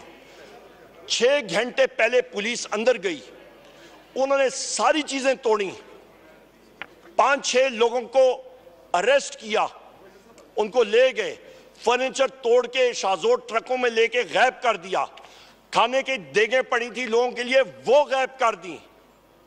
ये चोरी नहीं होती तो फिर क्या होती है? और जनाब स्पीकर, जो होस्ट थे वहां पे हमारे मेजबान, उनको जिस वक्त उन्होंने एप्लीकेशन भी दी, एप्लीकेशन देने की जरूरत भी नहीं थी। हम कौन सा गैर कानूनी काम कर रहे हैं? फ्रीडम ऑफ स्पीच के हवाले से आर्टिकल 7 मैंने आपको पढ़ के सुनाया। कौन सी गैर कानूनी चीज हो रही थी? एक दफ्तर का इफ्तिताह करना या गैर कानूनी है तो फिर जितने यहां पे साथी मौजूद हैं सारे के सारे जो अंदर होने चाहिए, उनके खिलाफ पर्चे होने चाहिए। जनाब स्पीकर, वहां पे जो असिस्टेंट कमिश्नर है वो गायब हो गया, उसने एप्लीकेशन लेने से इनकार कर दिया। और जो आरपीओ था उसने खुलम खुला हमारे होस्ट को यह बात कही, उसने कहा खुदारा यहां पे कोई पीटीआई का आदमी ना आए, क्योंकि हमें चीफ मिनिस्टर के ऑफिस से इंस्ट्रक्शंस आई हैं कि इस साल इस फाइनेंशियल ईयर के आखिर में आपकी ACRs लिखी जाएंगी और पंजाब में पाकिस्तान तहरीक इंसाफ के फंक्शंस और जलसे शुरू हो गए। हमारा यहां से सियासी जनाजा निकलेगा, इसका इधर ही सदेबाप करो। ये वो सोच है जिसकी हम लोग सारे पंजाब में मुकाबला कर रहे हैं। ये अहमद चट्टा साहब देख लें, यहाँ पे जितने हमारे साथी देख लें पंजाब के, जिस तरह ये मुकाबला कर रहे हैं, ये घरों में नहीं जा सकते। पुलिस जंगेज साहब, ये जितने के जितने हैं, अहमद चट्टा साहब ये बैठे, इनका पूछें जनाब स्पीकर, इनके खिलाफ जहां पे जाते हैं, अदालत में जाते हैं, पुलिस फोर्स आ जाती है। जनाब स्पीकर, यहां पे मैं ये भी बात करता चलूं कि जो RPO था उसने ये बात भी कही कि मेरे ऊपर, यानी कि RPO के ऊपर इंटेलिजेंस। जनाब स्पीकर, हम लोग कौन सी जगह, ये तो वो स्टालिन का जो सोवियत यूनियन था 50s का और 40s का, ये उस वक्त इस तरह होता था। वो गुलाग्स होते थे जहां पे वो ले जाते थे कंसंट्रेशन कैंप में। हिटलर का होता था जहां पे अंदर जाके लोगों को रखते थे। ये तो वो माहौल बना हुआ है पाकिस्तान में इस वक्त। और यहां पे सरमायाकारी की हम लोग बात कर रहे हैं, कह रहे हैं ये लोग। जनाब स्पीकर, यहां पे जनाब स्पीकर, यहां पे जनाब स्पीकर अचकजई लोग यहां से गए थे चमन और पिशीन, चमन परलाट के इलाके में। वहां पे हमने जलसा किया और उन लोगों की डिमांड क्या है? बलोचिस्तान में, कश्मीर में आग लगी हुई है। बलोचिस्तान में उन गरीब लोगों का, वहां पे 20-30 हजार लोग बॉर्डर के उस तरफ जाते हैं क्योंकि उनकी रिश्तेदारी उस तरफ है। आधा कमरा जो है, आधा सहन जो है वो पाकिस्तान में है, दूसरा अफगानिस्तान में है। उन लोगों की रिश्तेदारियां, एक भाई इधर है, दूसरा उधर है, जमीनें उधर है। पहले होता था तहरीक इंसाफ के टाइम पे कि ID card CNIC NADRA issued, उस पे सारे बायोमेट्रिक्स मौजूद होते हैं। और जनाब स्पीकर, इस केयर टेकर गवर्नमेंट ने यह कर दिया कि जनाब वहां पे पासपोर्ट आपको चाहिए। आज नादरा जो है, वहां पे फी पासपोर्ट 1 लाख रुपए से लेके 1.5-2 लाख रुपए की रिश्वत लेके वो लोगों को वो ब्लॉक कर रहे हैं। और सोने पे सुहागा जनाब स्पीकर, वो मुहिब्बे वतन लोगों पे, हमारे उन बलोची और पख्तून भाइयों पे FC ने जाके फायरिंग की और हमारा एक साथी जो है वहां पे चमन के मुकाम में, चमन परलाट में वो शहीद हुआ। कौन जिम्मेदार है? आप क्यों नफरतें ज्यादा कर रहे हैं? इसकी जरूरत क्या थी? जनाब स्पीकर, यहां पे मोहसिन नकवी को बुलाया और उससे पूछें कि तुम्हारा अमला क्या कर रहा है? तुमने जो नफरतों के बीज बोए हैं पंजाब में, आज उसकी फसल जो है पूरा मुल्क काट रहा है। जो कश्मीर में नफरतों के बीज बोए गए हैं, उसकी फसल आज हम लोग काट रहे हैं। जनाब स्पीकर, यहां पे मुझे अभी ब्रिगेडियर साहब कह रहे हैं कि जनाब वो आयरलैंड मैच देखने गए हुए हैं, माशाल्लाह। जनाब स्पीकर, यहां पे बैरिस्टर गौर साहब इधर ही बैठे थे, अभी अंदर गए। जनाब स्पीकर, गुजरात में हम लोग इलेक्शन के लिए गए, पूरे पंजाब में हम लोग जा रहे थे। 22 अप्रैल 2024 की बात है। मेरे साथ बैरिस्टर गौर साहब थे। रिटर्निंग ऑफिसर ने तकरीबन 400 मीटर दूर आपका एक पूरा ब्लॉकेट किया हुआ था और उसने कहा आप आगे नहीं जा सकते। क्यों? क्योंकि अफसरान बाला का हुक्म है। हमने कहा इलेक्शन एक्ट 2017 सेक्शन 92 देख लें, जहां पे वाज़े तौर पे लिखा हुआ है कि एक उम्मीदवार, उसका इलेक्शन एजेंट या और कोई ऑथराइज्ड एजेंट की मौजूदगी में, शैल का लफ्ज़ है, वो जाके वहां पे रिजल्ट की कंपाइलेशन होगी। वो रिजल्ट पंजाब के कंपाइली गैबाना तौर पे जिस तरीके से हुए उसका हमें नहीं मालूम, पर रिजल्ट जिस तरह फॉर्म 47 का जुड़लू फेरा गया, वहां पे वो फिर गया। एक जगह में बैरिस्टर गौर साहब अपनी स्पीच में आपको बताएंगे, एक पोलिंग स्टेशन पे गए, वहां पे जो वोट अंदराज थे उससे ज्यादा वोट पहले से पोल हो चुके थे। और वहां पे प्रिजाइडिंग ऑफिसर और इसके स्टाफ से जिस वक्त पूछा गया जनाब स्पीकर, उसने कहा सिविलियन कपड़ों में लोग आए और मार धाड़ करके उन्होंने अपने पोलिंग बॉक्स में वो वोट डाल के वो चले गए। ये वो हालात हैं जनाब स्पीकर। जनाब स्पीकर, मैं ये भी कहता चलूं, हमारे साबिक सदर प्रेसिडेंट अलवी साहब को जिना सेक्रेटेरिएट उस्मान डार साहब के घर में उनका पब्लिक सेक्रेटेरिएट है, एक साबिक सदर को अवाम से मुखातिब करने की इजाजत नहीं दी गई। ये कौन सा बनाना रिपब्लिक है? मैं बार बार पूछ रहा हूं। इसके बाद जनाब स्पीकर, क्योंकि इस वक्त पाकिस्तान में दहशतगर्दी की शरह में तेजी से ज्यादा इंक्रीज आ रहा है। इंडिया में अमित शाह हो गए या बाकी लोग जो हैं, उनके लोग फखराना तौर पे फखर से बात कर रहे हैं कि हमने पाकिस्तान में इतने टारगेटेड किलिंग्स करके पाकिस्तान के इतने लोगों को हमने कत्ल किया है। उसकी वजह क्या है? क्योंकि पाकिस्तान में इंटेलिजेंस फेलियर हो रहा है। ये बदकिस्मती हो रही है कि पाकिस्तान में लोगों को कत्ल इंडियन एजेंट्स कर रहे हैं और हमारे लोग जो हैं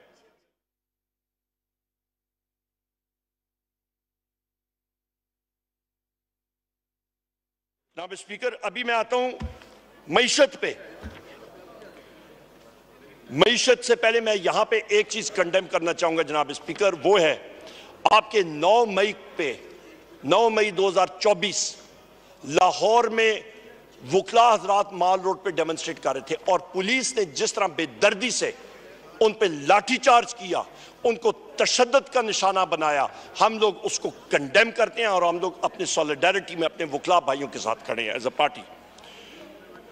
जनाब स्पीकर, इकोनॉमी पे आते हैं तो बात वही, एक फलती फूलती मईशत, तेजी से बढ़ती हुई मईशत 6% ग्रोथ रेट से बढ़ रही थी। फॉरेन एक्सचेंज रिजर्व्स 17 अरब डॉलर पे पहुंचे हुए थे। मुलाजमतें क्रिएट हो रही थी। फैसलाबाद में आप जाएं, टेक्सटाइल मिलों में आपको शॉर्टेज थी लोगों की, इतनी तेजी से इंडस्ट्री बढ़ रही थी। आपका बिजली की कंजम्पशन या आपकी कंजम्पशन जो है वो 17% शरह से बढ़ रही थी। जनाब स्पीकर, सेहत इंसाफ कार्ड मुयस्सर था, पनाहगाह थे आपके मजदूरों के लिए। आपका इस्लामोफोबिया के खिलाफ वजीर आजम इमरान खान साहब ने अक़वाम मुत्तहिदा पे 15 मार्च को Islamophobia day to combat Islamophobia उन्होंने लॉन्च किया और वहां से अप्रूव कराया। पर बदकिस्मती से ये सब कुछ लंदन प्लान के वजह से तितर बितर हो गया। वो वजीर आजम इमरान खान जिसने जनाब स्पीकर नामूस रसालत की दफा के लिए उन्होंने अक़वाम मुत्तहिदा में एक बार नहीं 2 बार उन्होंने कहा कि आप जिस वक्त कुरान शरीफ की या नबी करीम मोहम्मद सल्लल्लाहु अलैहि वसल्लम की शान में गुस्ताखी करते हैं तो आप सिर्फ चंद लोगों के लिए नहीं, पूरी आलम इस्लाम के दिलों पे आप खंजर मारते हैं। और वही स्कैंडिनेवियन कंट्रीज आज अपनी कानून साजी कर रहे हैं, अपने कानून की नजरसानी करने के लिए। वो क्रेडिट किसको जाता है? वो जाता है जनाब स्पीकर वजीर आजम इमरान खान साहब को। मेरे यहाँ पे जुनैद खान इस हाउस के मेंबर है कौमी असेंबली के, अभी तुर्की गए थे, फलस्तीन पे कॉन्फ्रेंस थी और इनको फलस्तीनियों ने कहा कि काश आपके वजीर आजम इमरान खान साहब जेल में बाहर होते और वजारत उज़्मा की कुर्सी पे होते। फलस्तीन का कॉज वजीर आजम इमरान खान साहब जिस जुर्रत के साथ उसको टेकअप करते, हमारी आंखें जो है, हमारी नजरें वो फख्र से बुलंद होती। उनको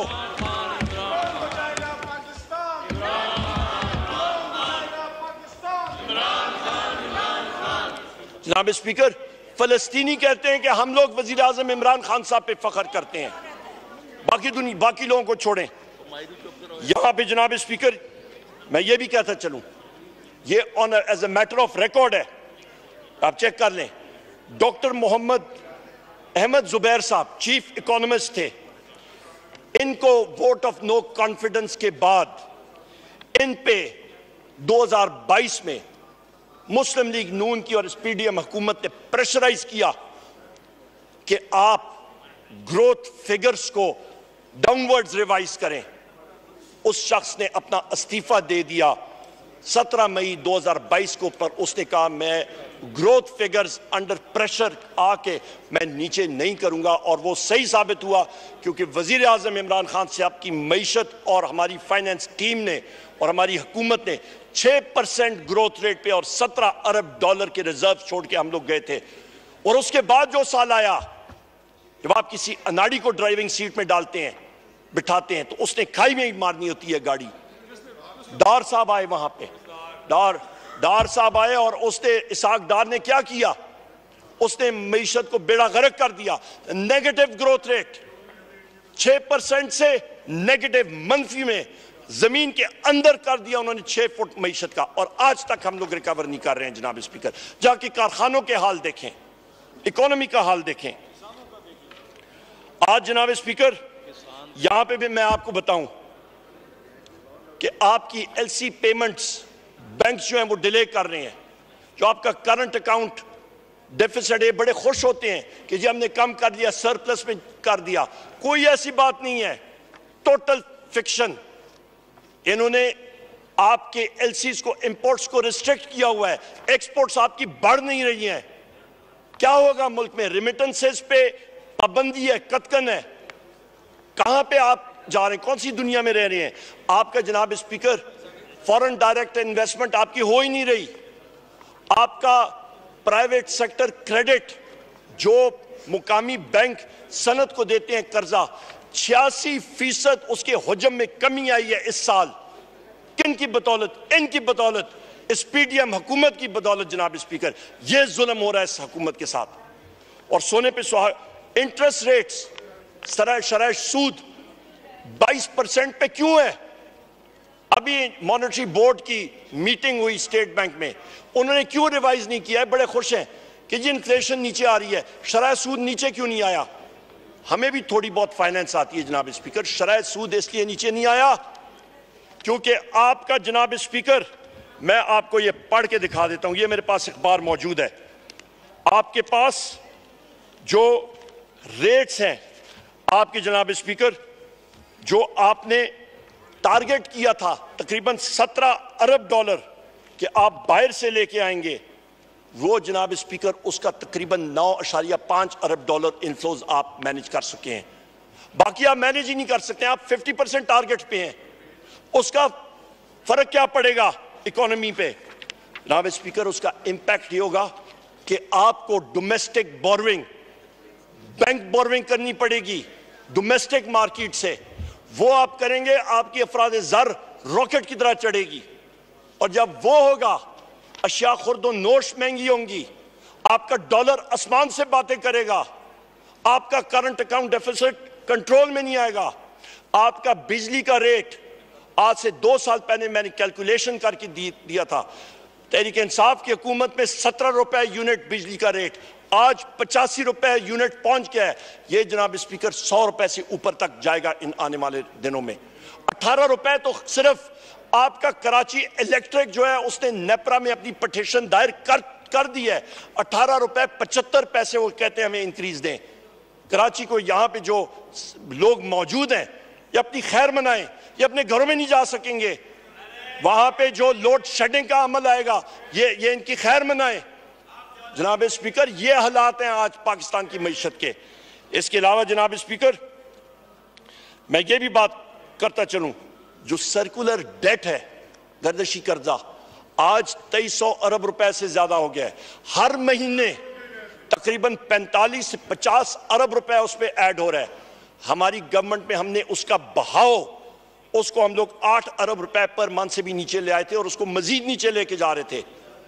एनर्जी, रिन्यूएबल एनर्जी हम लोग ला रहे थे जनाब स्पीकर। जिस वक्त इनकी हुकूमत थी, इन्होंने क्या किया था? इन्होंने 4000 मेगावाट के एलएनजी प्लांट्स आके खड़े कर दिए और उसके साथ पाइपलाइन लगा दी जनाब के $750 मिलियन हर महीने आएंगे उन पावर प्लांट्स को फीड करने के लिए। एलएनजी के प्रोजेक्ट, टेक और पे कॉन्ट्रैक्ट्स, यानी कि आप चाहे बिजली बनाएं या ना बनाएं, उन बिजली घरों को पैसा मिलेगा ही मिलेगा। ये हालात थे जनाब स्पीकर। गैस की कीमतों में 4 गुना 400% इजाफा हो चुका है और मजीद आने वाला है। आपके पास अफराद ज़र अशिया खुर्द नोश की 40% से ज्यादा तजावुज है। जो एक स्टॉक मार्केट में जो पल्स देखी जाती है, नब्ज, वो होती है आपकी इनिशियल पब्लिक ऑफरिंग्स की। कितनी नई कंपनीज वहां पे आ रही हैं? डेड, कोई एक्टिविटी नहीं इनिशियल पब्लिक ऑफरिंग्स की। जनाब स्पीकर, यहां पे SIFC की बात करते हैं। SIFC की जरूरत क्यों बनी? क्योंकि ब्यूरोक्रेट्स और ब्यूरोक्रेसी नैब जो कि जनरल मुशर्रफ ने वो इदारा बनाया, उसके जरिए लोगों को अंदर किया, ब्यूरोक्रेसी साइन करने के लिए तैयार नहीं थी, लिहाजा उसको करटेल करने के लिए या वो कवानीन ठीक करने के लिए क्या किया जनाब, एक और इदारा बना दें, एक और इदारा बना दें जहां पे आप एक और एडेड ब्यूरोक्रेसी कर दें, जहां पे अफसरान को मिलेंगी लैंड क्रूजर्स, जहां पे आपको मिलेंगी गाड़ियां, जहां पे आपको मिलेगा टेलीफोन मुफ्त, एक और एडेड ब्यूरोक्रेसी के जी, वन विंडो ऑपरेशन। और भाई तो बोर्ड ऑफ इन्वेस्टमेंट क्या बला चीज थी, बोर्ड ऑफ इन्वेस्टमेंट तो है ही आपकी वन विंडो ऑपरेशन। तो SIFC का क्या हुआ? तो एक साल में आपके पास जनाब स्पीकर परफॉर्मेंस क्या रही? जरा इस नेशनल असेंबली में हम लोग तो ये सवाल पूछेंगे। जनाब स्पीकर, मुल्क के साथ खुदारा ये खिलवाड़ ना करें, ये एक डेंजरस ट्रेंड है। यहां पे IMF आपको क्या कह रहा है, यहां पे आप IMF ये पढ़ें कि बिजनेस रिकॉर्डर सामने, यहां पे downside risk exceptionally high IMF, ये पढ़ लें। इसका क्या मतलब है कि खुदारा होश के नाखुन लोग खाई में जा रहे हो, और खाई में क्यों जा रहे हो? क्योंकि आपका फाइनेंस, आपकी इकोनॉमिक्स, आपका पॉलिटिकल रिस्क आपके कंट्रोल में नहीं है। यहां पे कश्मीर में देखें जनाब स्पीकर क्या हालात बन गए। कश्मीर में एक किस्म की खानागन जंगी शुरू थी, वहां पे 3 दिन खून की होली होती रही है, और इनको कोई, इस फेडरल हुकूमत को 3 अरब रुपए इन्होंने रिलीज करने थे। वीट क्राइसिस में जनाब स्पीकर 450 अरब रुपए का टीका अवाम को मुस्लिम लीग नून की सूबाई और मरकजी हुकूमत ने तो दे दिया, लगा दिया। कश्मीर की अवाम को 3 अरब रुपए रिलीज करने थे, उनके आटे की सब्सिडी के लिए और बिजली के लिए नहीं किया, क्योंकि उसमें कमीशन नहीं था। यहां पे 450 अरब रुपए दे दिए, जला दिए तंदूर में, कोई किसी को किसी के कान पे जूं नहीं रही। ये हालात हैं जनाब स्पीकर। जनाब स्पीकर, यहां पे मैं ये भी आपको बता दूं कि आपका आने वालों में जो दिनों में जो हालात बनने वाले हैं वो निहायत ही सख्त और अबतर है। आपके पास जनाब स्पीकर ये PDM2 की हुकूमत है, इनके पास किसी किस्म का कोई सलूशन मौजूद नहीं है। इनके पास, इनके जहनों में एक चीज गैब है, वो ये है कि पाकिस्तान की 65% जो 65% आपकी जनाब स्पीकर जो पॉपुलेशन है वो आपकी 45 साल से कम उम्र की है। ये उस यूथ बल्ज का इनको समझ ही नहीं है, और ये नौजवानान इंशाअल्लाह ताला ये सब के सब एक बार फिर वजीर आजम इमरान खान साहब को वोट देंगे, और पाकिस्तान तहरीक इंसाफ 3/4 मेजॉरिटी के साथ फिर आएगी। जनाब स्पीकर, यहां पे पावर क्राइसिस के ऊपर भी मैंने बात कर दी। पावर क्राइसिस जो है इस वक्त, उसके ऊपर डिटेल से बात कर दी जी। जनाब स्पीकर, यहां पे मैं बात करूंगा नेट हाइडल प्रॉफिट्स KP के हवाले से।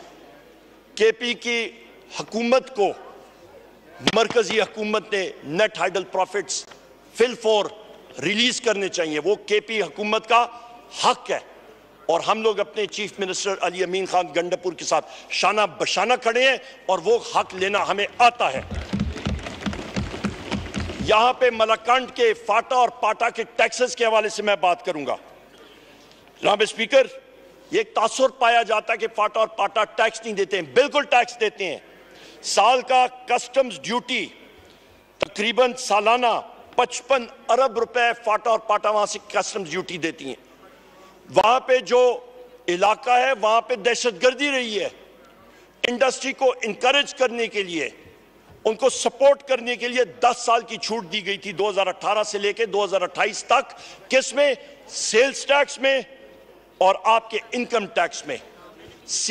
FBR को और कोई जगह नहीं मिल रही, वो सिर्फ आके पाटा और फाटा पे वो नाजिल होना चाह रहे हैं, और वहां से 25 अरब रुपए कस्टम्स ड्यूटी की अपना सेल्स टैक्स और इनकम टैक्स में निकालना चाह रहे हैं।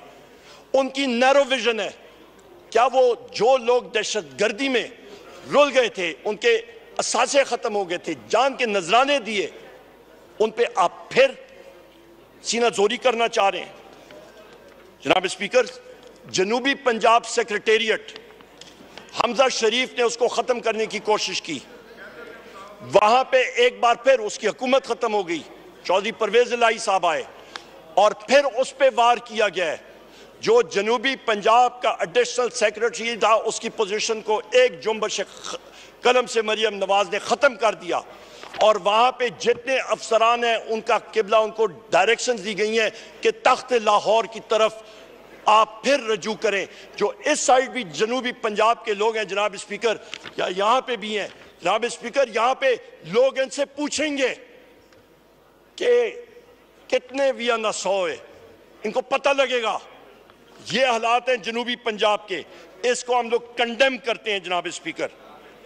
एकदम फिल 4 ACS की पोजीशन वहां पे फिर से करें और जो डिपार्टमेंट्स थे 15 के 15 को फिर से रिवाइव करना चाहिए। वहां पे डिपार्टमेंट्स को भी उन्होंने कम कर दिया। जनाब स्पीकर, वीट स्कैम अभी ये कलीमुल्ला टू सलीमुल्ला, सलीमुल्ला टू कलीमुल्ला चल रहा है। 16 रुपए की रोटी मुझे बता दें कहां पे मिलती है पंजाब में जनाब स्पीकर? कहीं पे भी नहीं। जहां पे चोकर की भरी हुई जो आपकी यूक्रेन से इंपोर्ट की हुई है 450 अरब रुपए का वीट स्कैम जनाब स्पीकर, जिस पे अरबों रुपए का स्कैम हुआ है, वो रोटी जनाब स्पीकर, उस कीमत की रोटी मुयसर ही नहीं है। जो आपका काश्तकार है, काश्तकार जो है पंजाब में जनाब स्पीकर जितने प्रेशर के नीचे है, वहां पे फायदा किसको हुआ? इंपोर्टर को। उन्होंने अपना खांचा लगाया, इनके अफसरान को, मोहसिन नकवी को हुआ, इनके वज़रा को हुआ, इन सब के सब को हुआ, शहबाज शरीफ को हुआ, इन सब को फायदा हुआ जनाब स्पीकर, जो इस स्कैम में मुलव्वस थे। और इसकी जुडिशल इंक्वायरी होनी चाहिए जनाब स्पीकर। आपको क्या जरूरत थी जिस वक्त आपको मालूम है कि बम्पर वीट को अब गंदम की फसल आ गई है और काश्तकारों के घरों में हरियाली आने वाली है, उन्होंने सब का सब जो है वो खत्म कर दिया। उनके वहां पे पैसे आने वाले थे, उन्होंने वीट सपोर्ट प्राइस कट की, वहां पे बरदाना नहीं अवेलेबल जनाब स्पीकर। जाके हालात देखें पंजाब में, एक दाना नहीं खरीद रहे वहां पे जनाब स्पीकर। यहां पे ये अलमिया ये देखें कि टारगेट जो था प्रोक्योरमेंट टारगेट्स 4 मिलियन टन से रिड्यूस करके 2 मिलियन टन पे 40 लाख टन से उठा के ये 20 लाख टन पे आ गए प्रोक्योर करना पंजाब की हुकूमतें, और वो भी नहीं ले रहे हैं। काश्तकारों से पूछें जरा जनाब स्पीकर। मैं यहां पे अभी थोड़ी देर में मगरिब की अजान भी होगी, मैं यहां पे ये बात करता चलूं जनाब स्पीकर के जो हालात मुल्क में बने हुए हैं, ये अनप्रेसिडेंटेड डिजास्टर की तरफ हम लोग जा रहे हैं। यहां पे आपका आज ये देखें कि वजीर आजम शहबाज शरीफ कहता है जी कि सो कॉल्ड वजीर आजम कि PM convenes huddle on AJK crisis and calls for restraint. भाई आप लोग पहले आपको होश के नाखून क्यों नहीं लिए? यहां पे IMF का मैंने आपको बता दिया। अल्लाहु अकबर, अल्लाहु अकबर,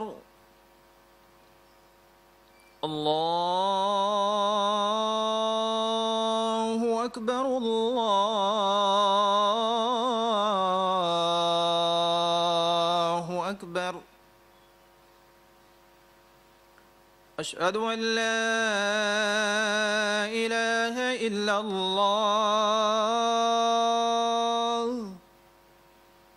अशहदु अन ला इलाहा इल्लल्लाह,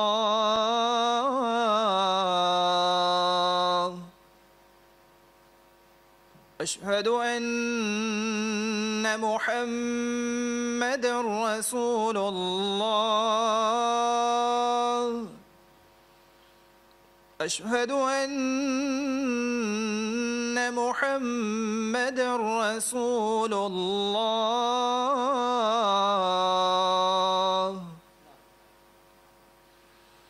हय्य अलस सलाह,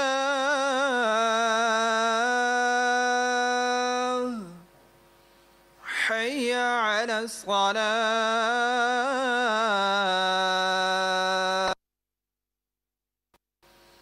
حي على الفلاح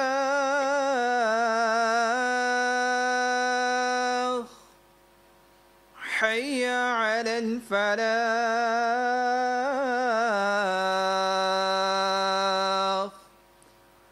الله أكبر الله أكبر لا إله إلا الله जी उमर अयूब साहब 2 मिनट्स में सर। Thank you sir. जनाब स्पीकर, मैं यहाँ पे बात कर रहा था कि हुकूमत इस वक्त ये अखबारों की हेडिंग देख लें, डॉन है ये, संडे 5 में government reluctant to dig into wheat scam. हुकूमत उसके अंदर इंक्वायरी करने से कासिर है। ये आप देख लें। Foreign loan target missed among major slippages. ये वो चीजें हैं, वो हकायक हैं जनाब स्पीकर। उमर साहब जनाब स्पीकर 2 मिनट्स खत्म। 15 मिनट की अगर ब्रेक 2 मिनट्स में मैं खत्म खत्म 2 मिनट्स में हमने भी नमाज पढ़नी है जमात। 2 मिनट वाइंड अप कर रहा हूं जनाब स्पीकर। मैं यहां पे बात करता चलूं, IMF लेटर के बारे में बड़ी बात की। IMF के लेटर के हवाले से जनाब स्पीकर, पाकिस्तान तहरीक इंसाफ ने हमेशा सपोर्ट की है पाकिस्तान की अवाम को।